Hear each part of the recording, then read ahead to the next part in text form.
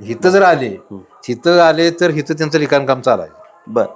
दुपारच्या वेळेत 2 वाजता ती त्यांचं जेवण करून एकदा जेवायला घरी जायची. हो. आदर्श माता बनवताय माडगोळ त्यांची किती घरी राहायची त्यांचा हा. बामणाचा वाडा म्हणून त्यांचा पुढा आहे तिथं. अच्छा, इथं अजून आहे वाडा. हाय वाडा ती पडलेलं जातं व्यवस्थित आहे.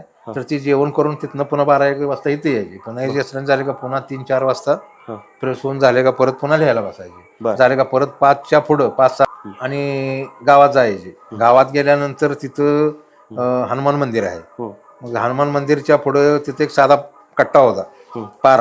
त्या पारावर एक लिंबाचं झाड होतं. त्या लिंबाच्या झाडावर माडगुळकर तिथे खाला जाऊन तिथे बसलेले असायचे 5 ते 6च्या दरम्यान. मग तिथले गावातले 5-50 लोक तिथे यायची.